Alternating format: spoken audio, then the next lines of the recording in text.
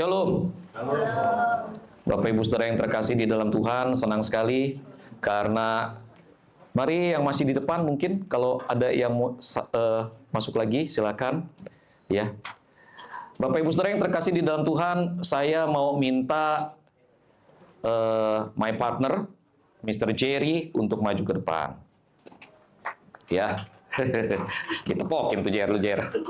Bapak Ibu Saudara ngelihat ya ukuran badan kami sama. Kenapa, Pak? Jer, coba Jer lu begini Jer, sama Koko Jer begini Jer. Begini ya. Bapak Ibu Saudara, kalau misalnya ya di atas pundak kami ada sebuah log kayu yang beratnya lebih kurang sekitar 100 kilo. Kami berdua begini sama-sama pegang log kayu, lalu kemudian kami berjalan nih, kurang lebih sekitar 5 meter. Kira-kira kami masih bisa jalan dengan baik nggak? 5 meter, bisa ya.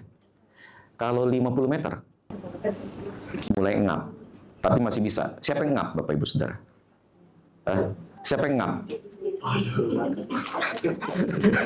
Dia yang engap. Kalau 500 meter, lebih engap nggak dia? Kalau 1 kilo, lebih engap nggak? Lebih engap. Istirahat dulu. Istirahat dulu. Kenapa begitu ya? Kenapa begitu? Betul. Beban yang berat sekali. Dan beban yang berat itu ditanggung oleh orang yang lebih kuat. Sehingga pada gilirannya orang yang lebih kuat merasa enough is enough. You are not my partner in this journey. Betul Bapak Ibu Saudara? Oke, Jer silakan duduk Jer. Saudara, Allah bukan mesin ATM. Ya, Allah adalah Allah yang memberkati kita, tetapi Allah bukan mesin ATM yang ketika kita butuh, kita datangi, lalu kemudian kita masukin kartunya, kita pencet, lalu keluar duitnya. Enggak, saudara. Allah tidak boleh diperlakukan seperti mesin ATM, Allah tidak boleh diperlakukan seperti Santa Claus, Allah tidak boleh diperlakukan seperti kacung, Allah tidak boleh diperlakukan secara transaksional. Oke. Allah, Bapak Ibu Saudara, sejatinya ingin menjadi mitra, ingin menjadi sahabat, ingin menjadi pribadi yang dengannya kita menempuh perjalanan ini bersama. Itu sebabnya saudara penting bagi kita untuk melihat kepantasan kita, untuk melihat keselarasan kita, untuk melihat kesesuaian kita berjalan bersama dengan Allah.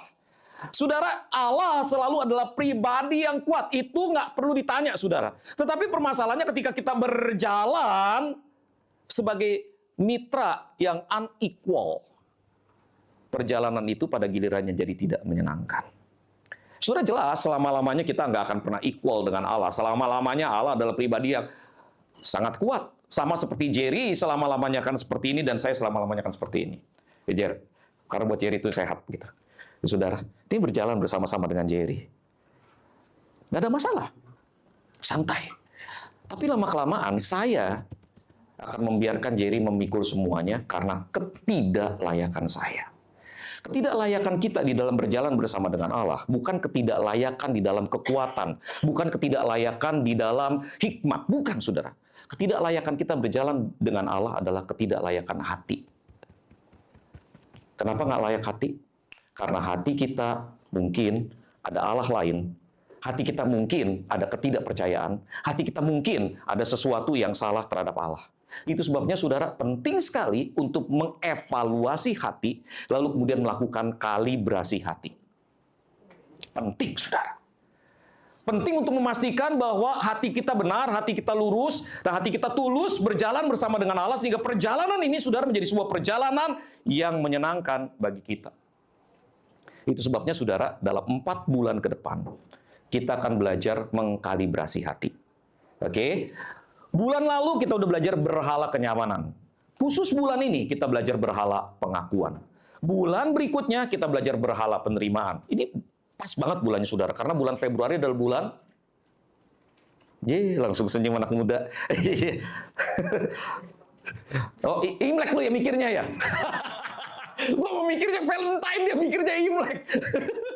Bulan kasih sayang, oke? Februari bulan kasih sayang. Dan di bulan itu kita belajar mengenai berhala penerimaan. Bulan berikutnya kita belajar berhala kuasa. bulan terakhir kita belajar berhala, kontrol atau kendali. Nah, saudara, saya berharap ketika kita ngelihat berhala-berhala itu di dalam hati kita, kita kemudian mengevaluasi diri, melihat berhala-berhala yang ada di dalam hati kita, mengkalibrasi hati, saya harap kita bisa jadi mitra Allah yang berjalan bersama-sama menempuh perjalanan sampai akhir. Amin, saudara? Oke, yuk saudara kita belajar berhala yang kedua. Berhala yang pertama adalah berhala kenyamanan. Lu udah pasti nggak asing ya. Kalau orang rek pasti nggak asing dengan berhala-berhala ini, saudara. Oke, berhala yang kedua, saudara, adalah berhala pengakuan. Kita lihat Matius pasal 4, ayat 1 sampai ayat yang ke-11. Matius pasal 4, ayat 1 sampai ayat yang ke-11. Maka Yesus dibawa oleh Roh ke padang gurun untuk dicobai iblis. Dan setelah berpuasa 40 hari dan 40 malam, akhirnya laparlah Yesus. Lalu datanglah si pencoba itu dan berkata kepadanya, "Jika engkau anak Allah, perintahkanlah supaya batu-batu ini menjadi roti." Tetapi Yesus menjawab, "Ada tertulis, manusia hidup bukan dari roti saja, tetapi dari setiap firman yang keluar dari mulut Allah." Kemudian iblis membawanya ke kota suci dan menempatkan dia di bubungan bait Allah. Lalu berkata kepadanya, "Jika engkau anak Allah, jatuhkanlah dirimu ke bawah. Sebab ada tertulis mengenai engkau, ia akan memerintahkan malaikat-malaikatnya dan mereka akan menatang engkau di atas tangannya, supaya kakimu jangan terantuk pada batu." Yesus berkata kepadanya, "Ada pula tertulis, janganlah engkau mencobai Tuhan Allahmu." Dan iblis membawanya pula ke atas gunung yang sangat tinggi dan memperlihatkan kepadanya semua kerajaan dunia dengan kemegahannya, dan berkata kepadanya, "Semua itu akan kuberikan kepadamu jika engkau sujud menyembah aku." Maka berkatalah Yesus kepadanya, "Enyahlah iblis, sebab ada tertulis engkau harus menyembah Tuhan Allahmu, dan hanya kepada dia sajalah engkau berbakti." Lalu iblis meninggalkan dia, dan lihatlah, malaikat-malaikat datang melayani Yesus. Bapak Ibu Saudara, ada berapa berhala, Bapak Ibu? Ada berapa berhala? 5, oke, sebetulnya lebih. Tergantung saudara ikut aliran mana. Kalau saudara ikut aliran Gibeon ada 7. Kalau saudara ikut aliran Rek, kayak saya, ada 5 begitu saudara ya. Dan Timothy Keller punya banyak penjelasan tentang berhala-berhala itu. Tapi kita belajar yang 5 dulu begitu saudara ya. Berhala apa? Pertama, kenyamanan. Kedua, pengakuan. Ketiga, penerimaan. Keempat, kuasa. Kelima, kendali atau kontrol. Jadi hari ini kita belajar tentang berhala pengakuan. Saudaraku yang terkasih di dalam Tuhan, apa sih berhala pengakuan itu? Yuk kita lihat definisinya. Berhala pengakuan adalah ketergantungan fungsional pada penerimaan manusia sebagai sumber makna hidup yang utama. Saudara, berhala pengakuan adalah ketergantungan fungsional. It means that you won't be function. Engkau tidak akan berfungsi kalau kau tidak menerima pengakuan sebagai sumber makna hidup yang utama. Berhala pengakuan adalah ketika penerimaan, pujian, atau persetujuan dari orang lain diangkat menjadi hal terakhir yang menentukan nilai dan kebahagiaan hidup seseorang. Dengan kata lain, saudara, gampangnya begini. Kita nggak bahagia sebelum kita mendapatkan pengakuan dari orang lain bahwa lu hebat, lu worth it, lu layak. Saudara, dari mana sih berhala pengakuan ini muncul? Biasanya, saudara, berhala pengakuan muncul dari pengalaman terhina di masa lalu. Pengalaman terhina di masa lalu. Senior saya, Pendeta Yakub Tri, itu pernah cerita bahwa papanya yang mantan residivis itu menyebabkan keluarganya jadi sangat dihina oleh keluarga besar. Kamu sih nggak akan bisa jadi ini, kamu nggak akan pernah sukses, kamu nggak akan begini, nggak akan begitu. Sehingga kemudian di dalam hati Pendeta Yakub Tri muncul satu dorongan untuk membuktikan kepada orang lain. Gua bisa. Satu-satu lu harus ngakui gua bahwa gua bisa. Saudaraku yang terkasih di dalam Tuhan, penghinaan-penghinaan itu, direndahkan seperti itu, membuat seseorang kemudian sayangnya memiliki berhala pengakuan. Nah, saudaraku yang terkasih di dalam Tuhan, berapa banyak dari kita yang suka mengalami hal itu? Yang pernah mengalami hal itu? Saudara, pada waktu saya kecil, papa saya jatuh bangkrut, lalu kemudian dia datang dan minta tolong kepada cicinya. Cici dari nenek yang berbeda. Satu kakek, nenek berbeda, karena saya punya 4 nenek, gitu saudara ya. Nah, cici ini kemudian mama saya datang, bawa saya, papa saya nggak datang gitu ya. Mama saya datang bersama dengan saya begitu, dia bawa saya begitu, minta tolong untuk pinjam uang. Lalu kemudian cicinya papa, lebih tepatnya cefunya papa bilang, "Aduh, Fung, si Bunkeng ya, sekolah nggak tinggi, SD juga nggak tamat. kerja jadi kuli, ngarep apa? Dikasih makan apa anak? Paling juga dikasih makan tahu tempe, itu juga udah bagus dikasih makan tahu tempe. Dia ngomong begitu, mama saya nangis. Pulang ke rumah. Sejak hari itu, sampai papa saya meninggal, kami nggak pernah cuma makan tahu dan tempe. Papa cuma mau tunjukin bahwa dia bisa kasih makan anaknya lebih dari tahu dan tempe. Tapi saudara kan message dari tahu dan tempe itu artinya lu miskin dan nggak kaya-kaya. Dan itu yang terjadi, sampai meninggal nggak kaya-kaya, saudara. Tapi berusaha untuk membuktikan bahwa we are fine, tapi baik-baik aja. Saudara, papa kemudian bawa kami sekeluarga numpang di rumah Kungkung, papahnya mama. Kungkung nggak punya pekerjaan, dia cuma sinse, begitu ya saudara ya. Dan pada waktu itu nggak punya apa-apa kecuali nasi. Lalu kemudian Kungkung masak air panas, nasinya direndam sama air panas dikasih garam. Ada yang pernah makan kayak gituan? Ada. Saya kadang-kadang ya kalau dengar orang cerita betapa susah ekonominya dia, gue pengen ketawa gitu dalam hati gitu saudara. Lu pernah makan nasi hangat sama garam doang nggak sih? Kungkung begitu ngeliat nggak tega begitu saudara. Waktu itu saya usia baru sekitar 6 tahun, Dede usia 5 tahun, Eeng usia 3 tahun, Sansan usia mungkin setahun begitu ya kalau nggak salah pada waktu itu. Atau saya 7 tahun gitu. Intinya kurang lebih 6 atau 7 tahun gitu. Jadi Sansan adik saya yang paling kecil cewek usia setahun atau 2 tahun gitu.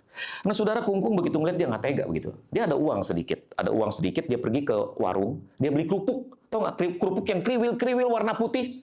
Oke, dia kasih ke saya begitu saudara. Nih Jim buat lu makan katanya. Saudara, gue mau makan kagak tega. Gue punya adik 3 begitu loh. Ya, jadi saya ngeliatin kerupuknya. Dek, buat lu, Dek. Si Dede megang, dia ngeliat kerupuknya, dia nggak tega makan, dia kasih ke si Eng. Ngeliatin, dia nggak tega makan, dia kasih ke si Sansan. Si Sansan tega, dia makan semuanya. Bener-bener dah tuh anak begitu ya. Tapi saudara, saya nggak nyangka bahwa peristiwa itu membekas di dalam hati Dede. Dede adalah anak dari keluarga kami, orang pertama yang mengecap kesuksesan. Saudara, dia punya gaji besar pada waktu itu, dia bisa bantu papa beli mobil apa segala macam gitu saudara. Lalu kemudian di malam kesaksian di gereja kami pada waktu itu, Dede duduk, lalu kemudian diminta memberi kesaksian. Dia cerita kerupuk ini saudara. Dia cerita kerupuk ini. Jadi Sansan selalu bilang begini, nggak engkau gua si Jimmy, nggak engkau gua si Dede, kalau cerita kerupuk gue yang malu katanya. Nah saudara, Dede kemudian ambil gitar, dia cerita tentang kerupuk ini dan dia nyanyi, Bapa, engkau sungguh baik, kasih-Mu melimpah di hidupku. Dan dia ngomong begini, saudara. Nggak akan pernah keluarga kami makan cuma kerupuk lagi. Dan itu yang dia coba buktikan. Dia coba untuk buktikan bahwa nggak akan begini lagi. Tapi saudara, hal-hal yang kelihatannya harmless, tidak berbahaya seperti itu saudara, bisa saja ternyata mengurat akar di dalam hati kita menjadi berhala pengakuan. Nah saudara, apa konsekuensinya ketika berhala pengakuan tetap tinggal di dalam hati kita? Yang pertama saudara, kita mengalami dependensi dopamin eksternal. Artinya apa saudara? Artinya saudara, kita mengalami ketergantungan dopamin. Ketika kita dipuji saudara, dopaminnya meletup. Pam! Ketika kita menerima pengakuan, dopaminnya meletup saudara. Sehingga kemudian saudara, kita menjadi orang yang kecanduan dopamin, kecanduan pujian, kecanduan validasi. Ketika kita melakukan segala sesuatu yang kita cari adalah pengakuan. Saudara, saya ingat saudara di satu negara non jauh di sana saudara ya. Satu negara yang namanya Telukong. Saudara. Telukong. Saudara, saya pernah mimpin di situ saudara begitu ya. Pernah mimpin di situ, lalu kemudian ada seorang pemimpin pujian sebelum naik panggung mimpin pujian, selalu nanya begini, kok gimana kok penampilan gue, udah oke belum? Udah. Lalu kemudian turun dari panggung, saudara, habis mimpin pujian nanya, tadi gue ada salah gak? Pokoknya harus ada pujian, saudara. Sebab kalau ada pujian, itu menjadi dopamin buat dia. Dependensi, ketergantungan dopamin eksternal. Lalu kemudian, saudara, harga diri jadi rapuh. Saudara, kita berpikir begini ya, orang yang punya berhala pengakuan, dipuji, semakin pede. Loh, sekarang logikanya begini. Kalau lu jadi pede gara-gara dipuji, pertanyaannya, pede lu real atau tidak real? Tidak real. Kenapa? Sebab rasa percaya diri sejati nggak butuh pengakuan orang. Betul ya saudara ya? Ketika orang nggak puji, hilang tuh harga dirinya. Jadi harga dirinya rapuh saudara. Sangat tergantung pada opini eksternal. Saudara, problemnya begini nih. Saya sama Jerry juga tahu nih ya. Kami berdua tuh kadang-kadang tahu ada jemaat yang senang dengan pelayanan gereja kita, tapi ada juga yang nggak senang. Problemnya di mana sih, saudara? Yang kita lakukan ya begini aja, saudara. Ada 40 orang di sini, saudara yang lihat satu orang bicara, atau saudara yang lihat satu orang memuji Tuhan begitu. Tapi kan ada yang like or dislike, which is, it's fine. It's okay, begitu saudara. Oke banget. Begitu kita dipuji, kita rasanya, wah, I am someone. Ketika tidak dipuji, wah, I am no one. Kok kayaknya kayak begitu saudara? Harga dirinya rapuh. Butuh opini orang, saudara. Lalu kemudian muncul kecemasan dan stres kronis. Tekanan terus-menerus untuk memenuhi harapan. Untuk kemudian menjadi seseorang, saudara. Menjadi membuat kita semakin cemas, semakin stres.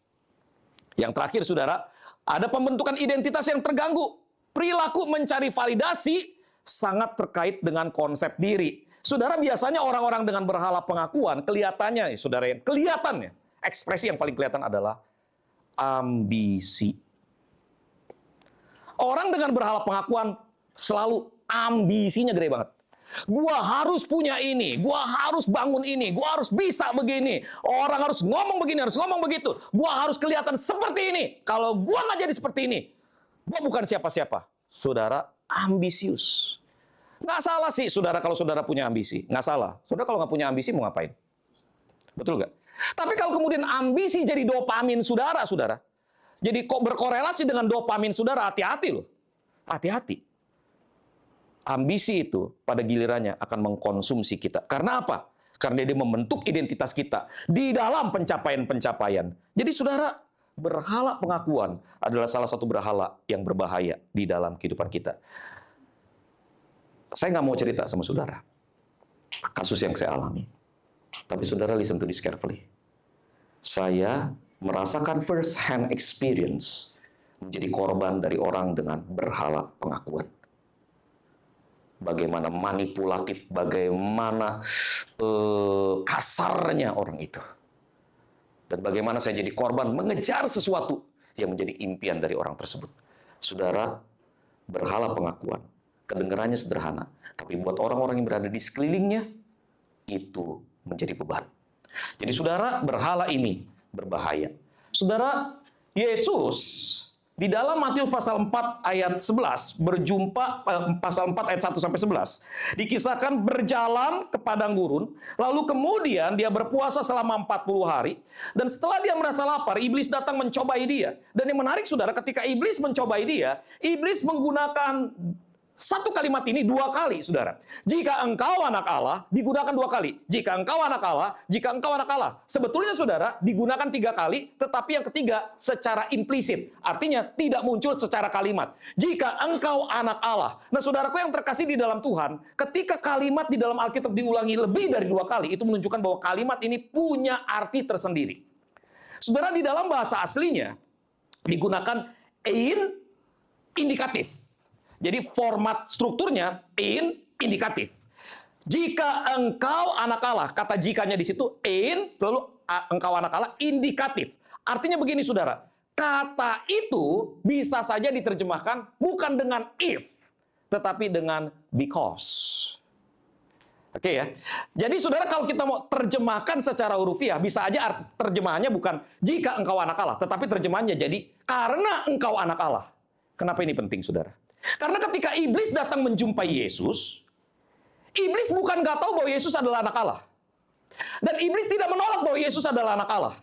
Iblis mengakui bahwa Yesus anak Allah. Iblis menerima fakta bahwa Yesus adalah anak Allah. Tetapi saudara, penggunaan kalimat karena engkau adalah anak Allah, maka sebaiknya kau melakukan ini, menunjukkan bahwa iblis sedang menyerang secara struktural sumber identitas Yesus. Dia nggak menolak Yesus anak Allah, tapi dia ingin menghancurkan makna dari identitas Yesus itu sendiri. Nah saudara, dia mencobanya dengan apa saudara? Dengan berkata seolah-olah berkata begini, kalau lu anak Allah, buktiin dong. Berarti yang diserang oleh iblis adalah pengakuan di dalam diri Yesus. Betul saudara? Jadi saudara, dengan menyelidiki 3 pencobaan yang Yesus alami, kita akan belajar mengenali dan menolak 3 bentuk berhala pengakuan yang berusaha untuk mencuri identitas kita di dalam Kristus. Nah saudara, yang pertama saudara, ini yang coba kita kenali polanya iblis. Saudara, jerat pengakuan melalui kemampuan diri. Iblis berusaha untuk menjerat kita dengan berhala pengakuan melalui kemampuan diri. Firman Tuhan berkata begini, lalu datanglah si pencoba itu dan berkata kepadanya, jika engkau anak Allah, perintahkanlah supaya batu-batu ini menjadi roti. Roti, saudara, bukan boti. Tetapi Yesus menjawab, ada tertulis, manusia hidup bukan dari roti saja, tetapi dari setiap firman yang keluar dari mulut Allah.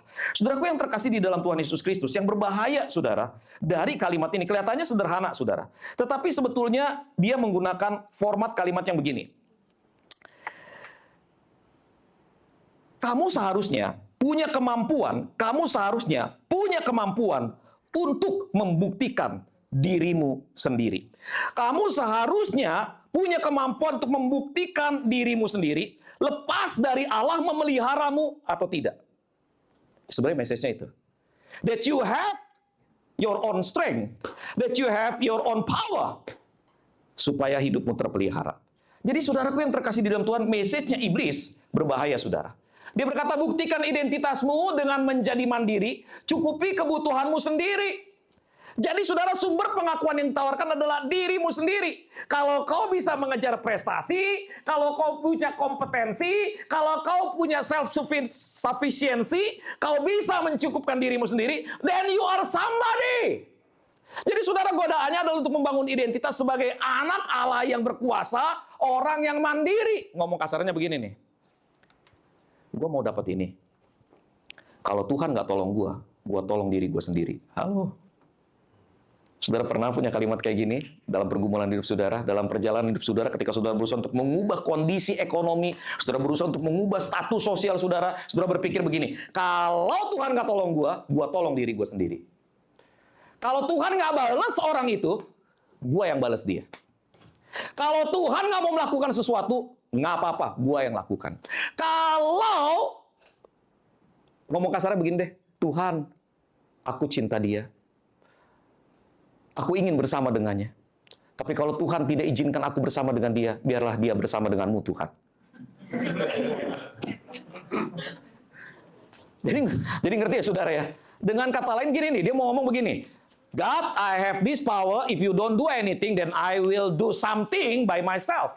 Jadi saudara, berhala pengakuan, salah satunya ditunjukkan melalui keinginan untuk membuktikan diri that I have something to prove, that I can do anything that I want. Bapak Ibu Saudara yang terkasih di dalam Tuhan, ini yang sebetulnya tidak Allah inginkan.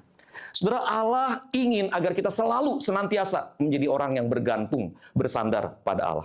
Nggak peduli berapa hebat saudara, nggak peduli berapa jago saudara, Allah selalu mau bergantung, bersandar. Kita bergantung, bersandar pada Allah. Bapak Ibu Saudara, papa mertua saya itu orangnya, dia pria bertanggung jawab secara finansial, saya lihatnya. Jadi semua anak dia kuliah. Oke, semua anak dia kuliah. Kalau misalnya pun tidak selesai, bukan berarti papanya tidak kuliahin. Oke ya. Papa mertua saya udah siapin warisan buat ketiga orang anaknya. Papa mertua saya adalah orang yang selalu berusaha untuk mencukupi kebutuhan anak-anaknya. Tapi saudara, papa mertua saya juga adalah orang yang secara finansial tidak tergantung pada siapa-siapa. Sampai akhir hayatnya, saudara, ngomong kasarnya begini ya. Pemakaman dia bayar sendiri. Ngomong kasarannya begitu. Nah saudara, papa mertua saya selalu punya filosofi begini. Anak mau semandiri apapun, orang tua nggak boleh bergantung, tapi satu saat orang tua bisa selalu jadi tempat bergantungnya anak. Jadi saudara, papa mertua saya, di dalam kekakuan sikapnya, itu ada rasa bangga kalau anak sama cucunya minta sesuatu. Dia selalu ada rasa bangga kalau misalnya kita pergi kemana, mau makan apa? Mau makan apa? Papa yang beli. Kalau pergi jalan-jalan begitu saudara, selalu bilang sama istri saya, alah, xiao qian, duit kecil, nggak usah banyak pikir, papa bayar. Jadi papa mertua saya orangnya selalu senang kalau ada orang bergantung sama, kalau anak-anaknya bergantung sama dia. Bapak Ibu Saudara, saya pikir itu genuine feeling of parents, betul nggak? Saudara, kita mau si anak kita mandiri, tetapi saudara kita juga rindu, maksudnya kita juga nggak keberatan kalau anak kita bukan karena lemah, tapi mau juga bergantung sama kita, begitu saudara. Allah yang kekal, saudara. Senang kalau ngelihat kita bisa melakukan banyak hal. Tetapi saudara, yang Allah rindukan adalah kita jadi pribadi-pribadi yang terus bergantung pada Allah. Dan ini message-nya saudara. Ada kesamaan antara pencobaan Yesus 40 hari di padang gurun dengan perjalanan bangsa Israel di padang gurun. Di dalam Ulangan pasal 8 ayat 2 sampai 3 dikatakan begini, ingatlah kepada seluruh perjalanan yang kau lakukan atas kehendak Tuhan Allahmu di padang gurun selama 40 tahun ini dengan maksud merendahkan hatimu dan mencobai engkau untuk mengetahui apa yang ada dalam hatimu, yaitu apakah engkau berpegang pada perintahnya atau tidak. Jadi dia merendahkan hatimu, membiarkan engkau lapar dan memberi engkau makan mana yang tidak kau kenal dan yang juga tidak dikenal oleh nenek moyangmu, untuk membuat engkau mengerti bahwa manusia hidup bukan dari roti saja, tetapi manusia hidup dari segala yang diucapkan Tuhan. Dengan kata lain, saudara, Musa ingin mengingatkan bangsa Israel bahwa perjalanan 40 tahun di padang gurun, penderitaan yang kau alami, bagaimana Allah memelihara hidupmu seperti seorang ayah memelihara anaknya. Seharusnya kau ingat dalam hatimu, kau pegang dalam imanmu, bahwa Allah selalu dan selamanya layak menjadi tempatmu bergantung. Bapak Ibu Saudara yang terkasih di dalam Tuhan, itu sebabnya John Calvin berkata begini, iman sejati adalah penyerahan diri sepenuhnya kepada Allah, termasuk melepaskan kepercayaan pada kemampuan diri sendiri. Iman sejati selalu berbicara mengenai ketergantungan mutlak pada Allah dan tidak mempercayai kemampuan diri sendiri. Saudara, saya selalu pakai ilustrasi gini nih. Ya. Saudara percaya kursi ini kuat menopang tubuh saya? Pasti percaya. Tapi saudara, apakah percaya itu membuat, saya juga percaya, tapi pertanyaannya, apakah percaya itu membuat saya bisa hidup dengan lebih nyaman daripada berdiri di tempat ini? Jawabannya enggak. Karena ada perbedaan antara saya percaya pada kemampuan kursi ini dengan saya mempercayakan diri saya pada kemampuan kursi ini. Sudah ngerti bedanya? Saudara percaya Allah satu hal. Kau percaya bahwa Allah sanggup memelihara hidupmu itu satu hal. Tapi saudara, mempercayakan dirimu kepada Allah itu hal yang lain. Siapa di sini yang nggak percaya bahwa Tuhan sanggup untuk menyembuhkan? Siapa di sini yang nggak percaya bahwa Tuhan sanggup membuka jalan, menyediakan apa yang kau butuh? Semua percaya kan saudara? Amin ya saudara ya? Tapi pertanyaannya, bersama dengan pengetahuan kita bahwa Allah itu sanggup menyediakan segala yang kita butuhkan, kita jadi orang yang betul-betul tergantung pada diri sendiri dan tidak pernah menyerahkan diri, melemparkan diri dengan iman kepada Allah. Berapa banyak? Amazing kan saudara? Paham maksud saya? Amazing. Amazingnya begini, otak lu percaya bahwa Allah sanggup menyediakan, tapi hati lu berkata, lu harus tergantung pada diri lu sendiri. Kalau Allah nggak tolong lu tolong diri lu sendiri. Sih? Sesuatu yang sama sekali nggak nyambung. Jaka sembung bawa golok, nggak nyambung golok. Karena sebetulnya saudara, iman adalah saya mempercayai Allah dan tidak mempercayai diri saya sendiri, saya menyandarkan diri saya sepenuhnya kepada Allah. Kenapa ini penting saudara? Sekarang saya mau semua dari ujung sana, coba tuh reach me out. Duduk aja di situ, reach me out. Coba. Reach me out. Bisa? Nggak bisa. Problemnya di mana saudara? Jarak. Jarak, betul sih. Tapi problemnya ada dua. Bukan cuma jarak yang jauh, tetapi tangan lu kependekan. Sekarang pertanyaannya, tangan lu kependekan nggak? Jawabannya nggak. Tangan lu normal. Artinya begini, saudara. Di dalam kenormalanmu, kau punya keterbatasan dirimu sendiri. Nggak peduli seberapa hebat dirimu, nggak peduli seberapa jago dirimu, kau selalu punya keterbatasan diri sendiri. Saudara, saya punya kakak perguruan, adik perguruan lebih tepatnya. Dia bilang, Ko Jim, lu ngapain sih cari guru mulu? Udah belajar yin yang cerangcuan atau gerak saka di Bangka. Udah nih, pulang. Pergi lagi ke Sambas, ke Tebas. Pergi ke Tebas, belajar bongpo, Lung Sing Chuan. Terus udah gitu, ketemu lagi sama guru Wing Chun, belajar lagi Wing Chun. Lu kemana-mana belajar, kata adik perguruan saya begitu ya. Terus dia bilang begini, lu mau cari jago, Ko Jim? Ya kagak sih. Ya nggak usah katanya. Orang mau jago bagaimana ketemu pistol juga ditembak mati kok katanya. Saya pikir bener juga.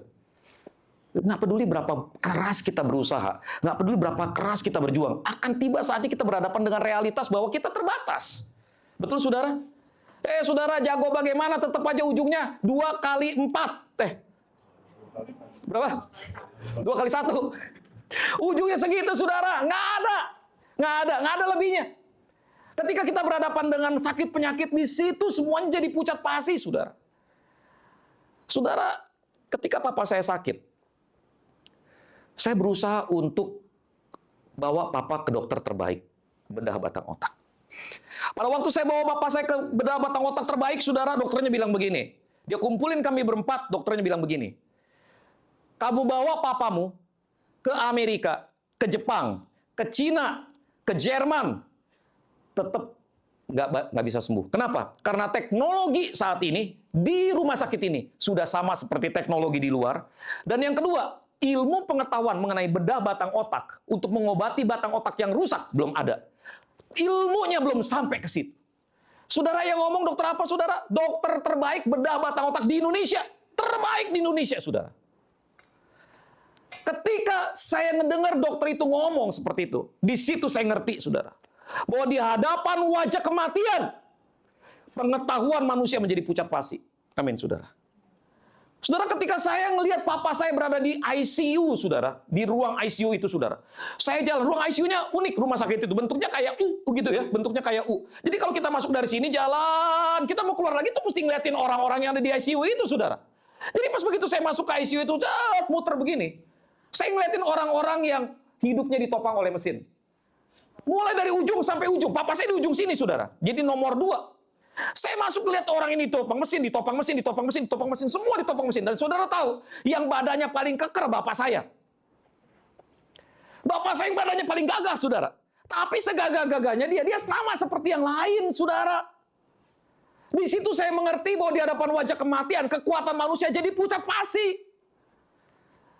Saudara, in the end, papa saya meninggal setelah 7 tahun 2 bulan. Saudara tahu biaya yang kami habiskan berapa? Total semuanya 2 miliar, saudara. Mungkin buat beberapa dari saudara 2 miliar itu uang kecil. Buat kami, saudara, 2 miliar itu uang gede.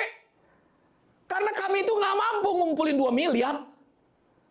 Tiba-tiba, saudara, papa meninggal, kami berempat udah ngabisin 2 miliar, saudara. Di titik itu saya ngerti bahwa di hadapan wajah kematian, kekayaan pucat pasi. Saudara, apapun yang manusia bisa banggakan, kekayaannya, kekuatannya, kecerdasannya, semua pucat pasi ketika berhadapan dengan wajah kematian. Itu menunjukkan bahwa sehebat-hebatnya manusia punya keterbatasan. Itu sebabnya, saudara, apapun yang terjadi dalam hidupmu, bagaimanapun kau jalani hidupmu, jangan bersandar pada dirimu sendiri. Belajar bersandar pada Allah. Amin, saudara. Kau nggak perlu pengakuan orang lu hebat lu. Ya udah, terus kenapa? Terus kenapa? Karena yang terpenting buat kita adalah kita bisa jalani hidup bersama dengan Allah dengan cara bergantung pada Allah. Amin, saudara. Yang kedua, saudara. Yang kedua. Jerat pengakuan melalui flexing. Hati-hati dengan beberapa pengakuan yang bisa muncul melalui flexing, saudara. Iblis berkata begini, kemudian iblis membawa Yesus ke kota suci dan menempatkan dia di bubungan bait Allah. Lalu berkata kepadanya, jika engkau anak Allah, jatuhkanlah dirimu ke bawah, sebab ada tertulis mengenai engkau, ia akan memerintahkan malaikat-malaikatnya dan mereka akan menatang engkau di atas tangannya, supaya kakimu jangan terantuk pada batu. Yesus berkata kepadanya, ada pula tertulis, janganlah engkau mencobai Tuhan Allahmu. Saudara, bait Allah pada waktu itu adalah bait Allah Herodes. Oke, bait Allah Herodes tingginya lebih dari 10 meter, saudara. Nah, saudara, permasalahannya, kalau lu udah ada di puncak bait Allah, nggak mungkin orang di bawah kagak ngelihat. Orang lihat, wah, lalu kemudian tiba-tiba Yesus lompat, zing! Dan ketika Yesus hampir jatuh sampai tanah, malaikat turun, zing! Ngangkat Yesus ke atas. Lalu kemudian orang bilang, wow, dia lebih hebat daripada Deddy Corbuzier. Betul, saudara? Dengan kata lain, iblis berkata begini, kalau lu anak Allah, buktikan dong dengan cara yang spektakuler. Buktikan bahwa lu itu memang anak Allah dengan cara yang spektakuler. Dengan kata lain, saudara, iblis berkata begini, buktikan identitasmu dengan membuat orang lain takjub dan memujimu. Sumber pengakuan yang ditawarkan adalah orang lain memberikan pujian, kita menjadi lebih populer, kita punya reputasi yang luar biasa. Saudara, ini adalah godaan untuk mengakomodasi hubungan dengan Allah menjadi sebuah pertunjukan. Ini godaan untuk membuat hubungan dengan Allah, status kita di hadapan Allah menjadi sesuatu yang spektakuler dan tontonan di hadapan orang. Ini adalah sebuah langkah untuk menjadi seleb pastor, saudara. Menjadi seleb pastor. Dan saudara, jujur aja saudara, ini bukan cara yang Yesus tempuh. Saudara, kalau saudara tahu, pada waktu itu, orang Yahudi punya harapan mesianik yang beragam. Ada yang mengharapkan Mesias itu adalah raja keturunan Daud yang memulihkan kerajaan. Raja yang memulihkan kerajaan. Itu sebabnya saudara, murid-murid Yesus berkata begini, kalau engkau tiba saatnya memerintah, aku mau duduk di samping kiri atau samping kananmu. Artinya jadi ajudan, saudara. Atau imam besar yang memurnikan bait Allah. Oke? Imam besar, bukan imam biasa. Atau figur supranatural dari kitab Daniel, anak manusia atau nabi seperti Musa. Bahkan beberapa aliran seperti Farisi lebih menekankan penegakan hukum Taurat daripada figur Mesias individu. Dengan kata lain saudara, ini semua saudara, ya, ini semua adalah figur Mesias yang populer. Figur Mesias yang populer. Tapi saudara, pilihan Yesus beda. Yesus memilih jalan Mesias sejati. Dia memilih untuk menolak menjadi populer. Dia memilih untuk jadi hamba yang menderita sesuai dengan Yesaya 53. Alih-alih memilih kemuliaan, dia lebih memilih salib. Alih-alih saudara menjadi raja, dia memilih untuk menanggalkan jubah kemuliaannya menjadi hina. Saudaraku yang terkasih di dalam Tuhan, dengan kata lain, alih-alih membuktikan bahwa dia adalah anak Allah yang supranatural, yang spektakuler, dia memilih jalan seorang hamba. Saudaraku yang terkasih di dalam Tuhan, ini beda banget dengan cara gereja-gereja pada saat ini. Cara hamba Tuhan pada saat ini. Saudara, Carl Leeds itu dikenal sebagai selebriti pastor dari Hillsong, New York, saudara. Dia dihargai karena dia membuat kekristenan tampak cool bagi generasi saat ini. Kekristenan yang cool, bukan kekristenan yang old school atau kekristenan yang old fashion seperti yang Jimmy Lucas tawarkan, saudara. Ya, ini kekristenan yang cool. Dia dikenal dengan gayanya yang slick, begitu saudara. Khotbah-khotbahnya yang slick, dan tentu saja saudara persahabatan dia dengan ini saudara. Dia dulu belajar sama saya, Justin Bieber. Dia bersahabat dengan Justin Bieber, saudara. Tapi kemudian di tahun 2020, dia hancur total karena kegagalan moral. Dia punya affair di luar pernikahannya. Saudara, Hillsong yang tadinya adalah gereja fundamental, percaya pada ajaran yang sama seperti kita, kemudian berubah menjadi gereja yang progresif, Kristen yang progresif, saudara. Dan dia kemudian punya pastor yang model kayak begini. Saudaraku yang terkasih di dalam Tuhan, di dalam sebuah dokumenter, beberapa jemaatnya menuduh orang-orang yang ada di puncak Hillsong, saudara, sebagai orang-orang yang rasis, orang-orang yang melakukan sexual abuse, orang-orang yang homofobia, orang-orang yang mengeksploitasi para volunteer.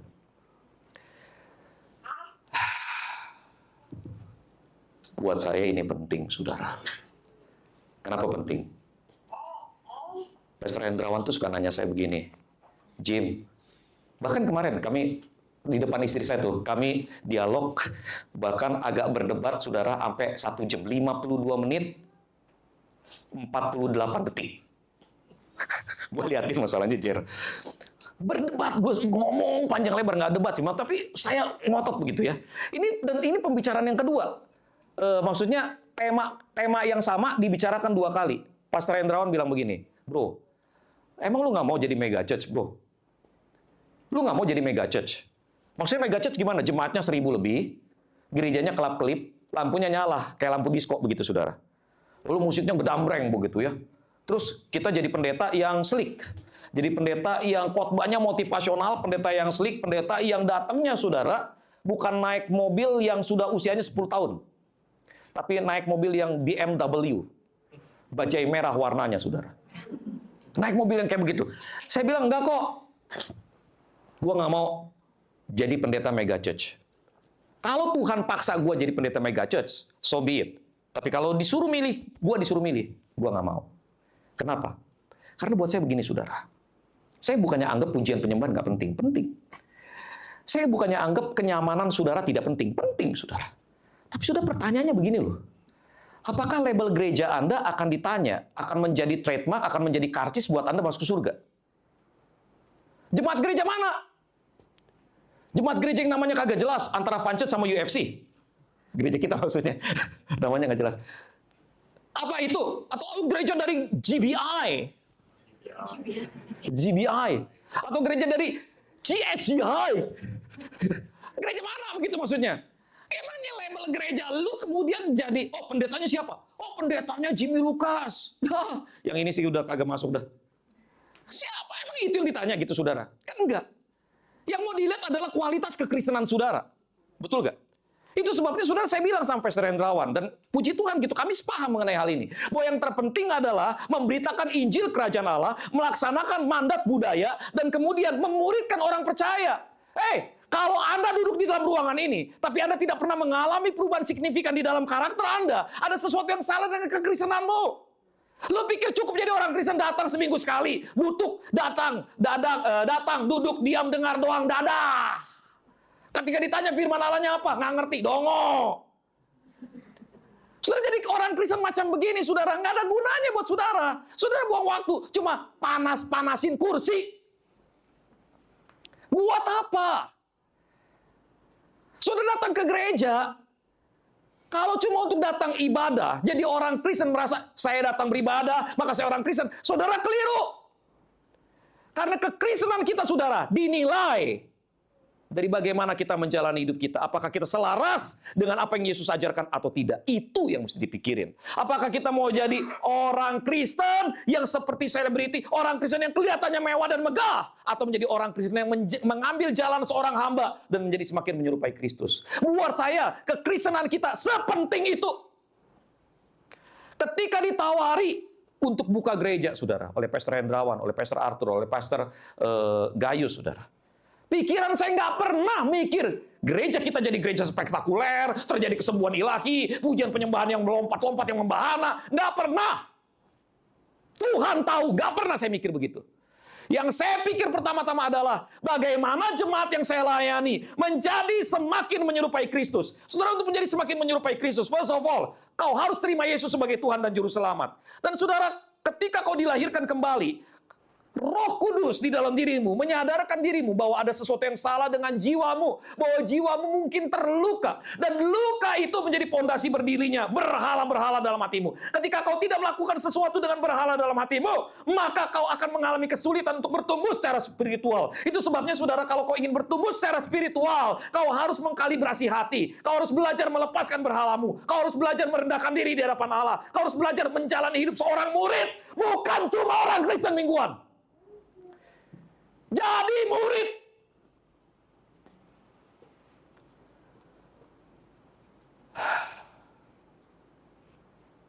Saudara, gampang banget jadi orang Kristen. Model kayak kita. Gampang. Kenapa gampang? Siapa namanya, Ci? Handoko. Kok Handoko?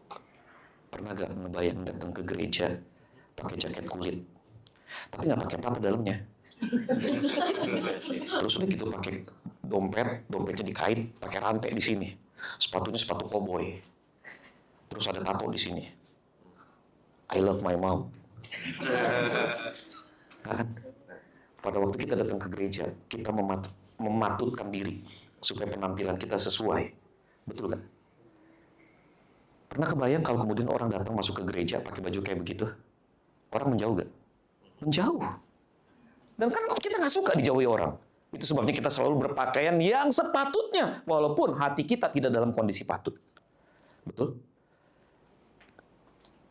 Saudara, di sebuah gereja di Surabaya, saya pernah marah-marah. Karena dari belakang saya lihat ya, ini anak-anak di gereja itu kan anak-anak kentuocian tuh ya. Orang-orang kaya, putih-putih, bersih-bersih begitu. Satu kali datang masuk nih, orang anak-anak yang warna kulitnya gelap-gelap begitu, saudara. Gelap, pakai bajunya sederhana-sederhana begitu. Intinya dari ras yang berbeda.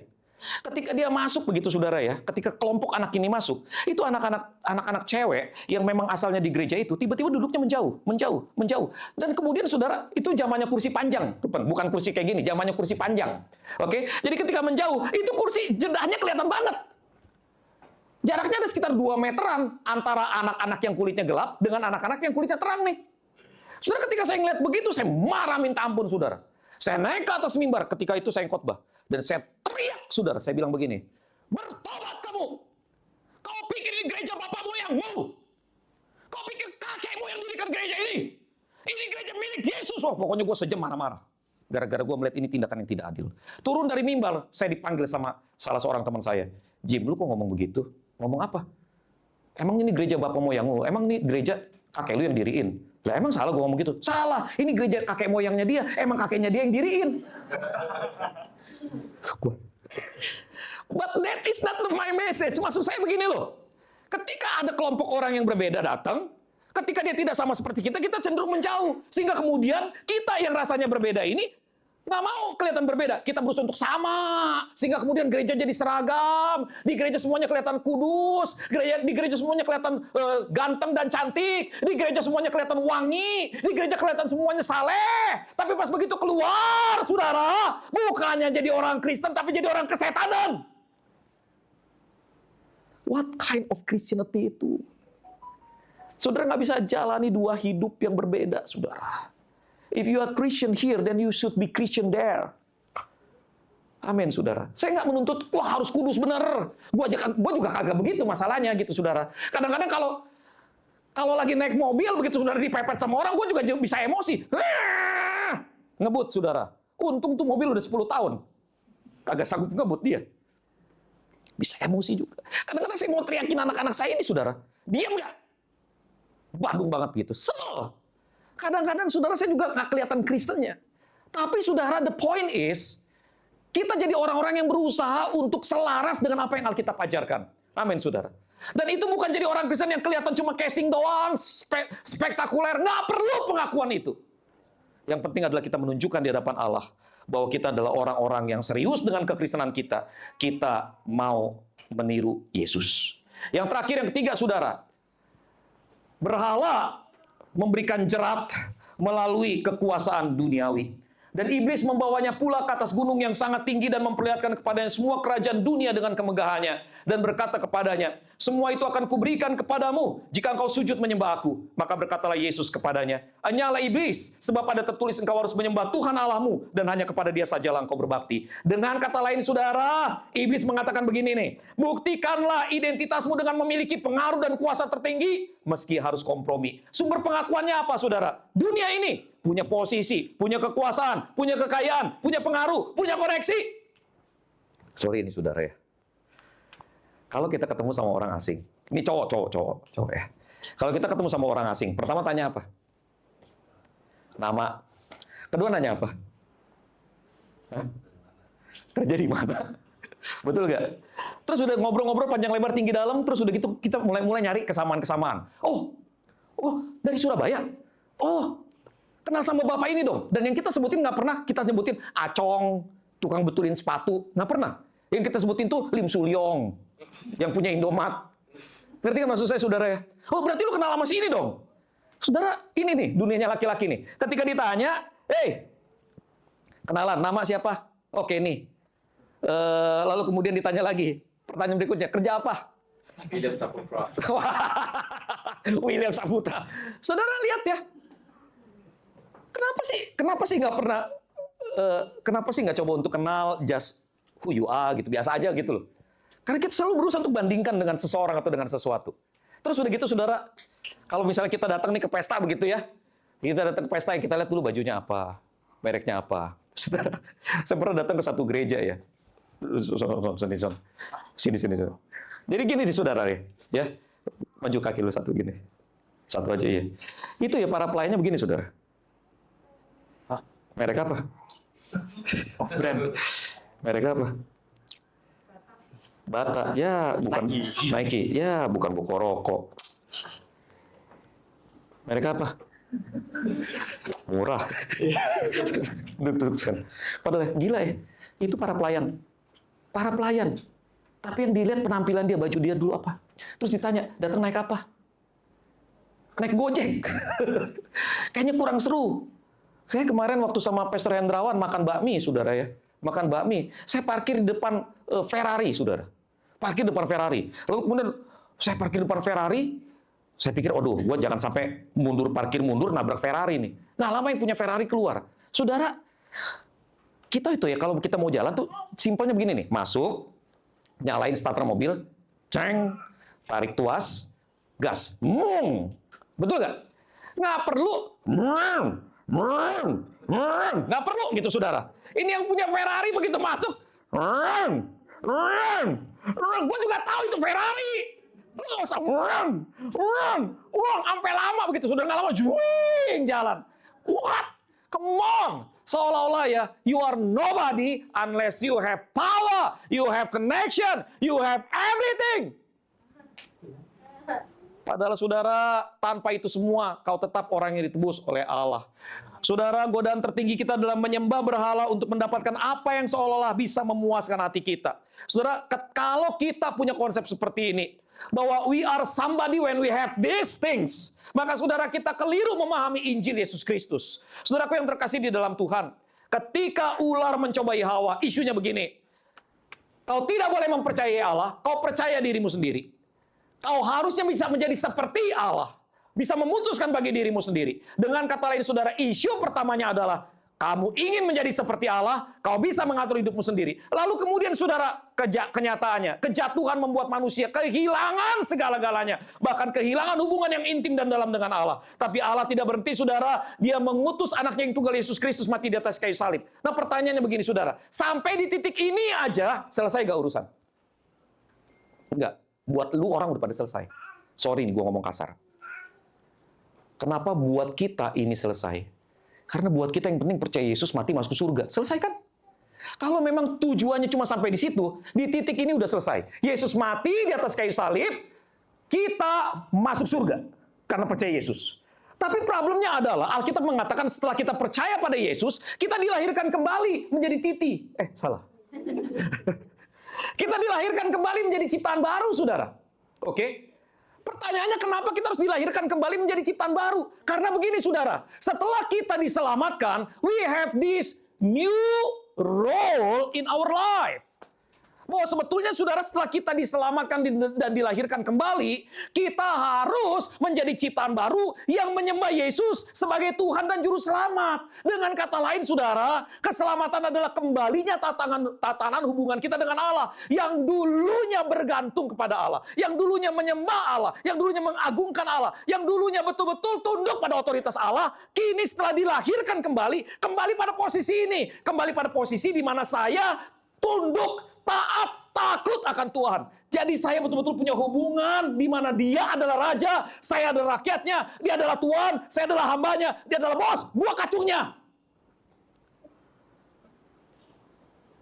If that is not your way untuk menjalani kekristenan, berarti ada sesuatu yang salah dengan kekristenan kita. Saudara, menjadi Kristen bukan berarti menjadi orang yang diselamatkan, titik. Menjadi Kristen berarti kembali menjadi penyembah Allah. Menjadi Kristen berarti menjadi hamba Allah. Menjadi Kristen berarti menjadi orang yang tunduk pada otoritas Allah. Mengakui ketuhanan Kristus. Dan mengakui keterbatasan kita. Saudara, saya mau tutup dengan kisah ini nih, saudara.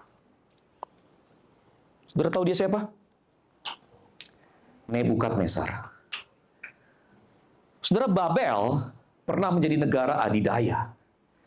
Babel pernah menjadi negara yang menguasai negara-negara lain. Pernah menjadi kerajaan yang menguasai kerajaan-kerajaan lain. Babel menjadi imperium. Babel menjadi negara yang besar. Satu kali Nebukadnezar bermimpi, dia ngeliat pohon yang gede, saudara. Lalu kemudian ada banyak binatang berlindung, mendapatkan makan dari pohon itu. Tapi kemudian dia dengar suara, robohin itu pohon, hancurin itu pohon. Patahkan itu pohon. Pohonnya dipatahkan, lalu ada tunggulnya. Tunggulnya diikat sama rantai, biar dia basah, kata mimpi itu. Ditanya sama Daniel, Daniel apa artinya ini? Lalu kemudian Daniel bilang begini, Tuanku Raja, pohon yang tinggi itu adalah engkau. Dan semua orang, binatang-binatang itu adalah semua rakyat yang bergantung padamu. Tapi akan tiba saatnya, kau ditebang, kau akan hidup seperti binatang.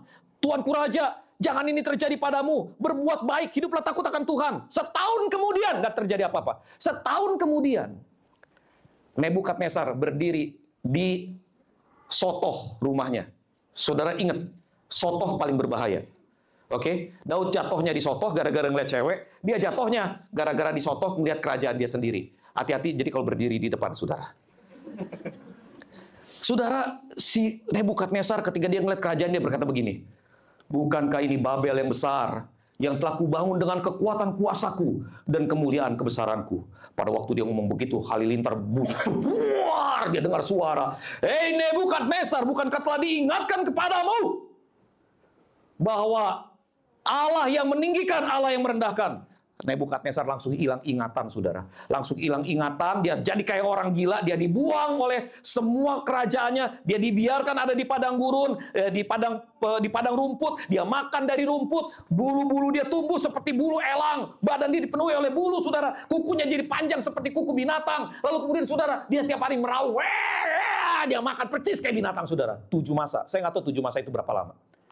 Tapi Alkitab katakan 7 masa. Mungkin 7 tahun, mungkin 7 musim, saudara. Tapi itu waktu yang cukup lama. Sampai kemudian, saudara, Tuhan kembali bekerja di dalam hati Nebukadnezar. Nebukadnezar kembali kesadarannya. Ketika kembali kesadarannya, dia sadar dia siapa, saudara. Dia merendahkan diri di hadapan Tuhan. Saudara, kisah ini ditutup dengan kalimat ini. Allah mengambil apa yang paling dibanggakan, akal, tahta, kemuliaan, sampai dia mengakui yang maha tinggi, yang berkuasa. Kenapa Nebukadnezar menjadi seperti ini, saudara? Karena ini message-nya.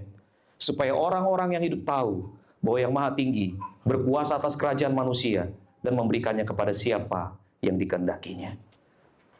Tuhan yang punya otoritas, bukan dirimu. Tuhan yang punya otoritas atas hidupmu. Tuhan yang punya otoritas atas bisnismu. Tuhan yang punya otoritas atas hubunganmu. Tuhan yang punya otoritas atas cita-citamu, atas mimpimu. Dia yang punya otoritas. Kau bukan siapa-siapa. Kita cuma debu dan abu, jangan belagu. Betul-betul merendahkan diri di hadapan Tuhan. Lord, I need you. Tuhan, aku bergantung padamu. Aku bersandar kepadamu. Aku berserah kepadamu. Saudaraku yang terkasih di dalam Tuhan, berhala pengakuan berbicara, saya bisa, yes, I can. Berhala pengakuan berbicara, yuk dunia mengakui saya, Dan kemudian berhala pengakuan berkata, aku yang menguasai dunia. Tapi saudara, identitas kita di dalam Kristus berkata, ketergantungan pada Allah. Saya mau bergantung pada Allah. Saya mau merendahkan diri, mengakui bahwa Dia yang besar, dan bahwa semua kemuliaan adalah milik Allah. I am nobody. Aku yang kecil, Dia yang besar. Dia harus semakin bertambah, aku semakin berkurang. Kita berdoa, saudara. Ganteng banget orang ini. Berhala pengakuan.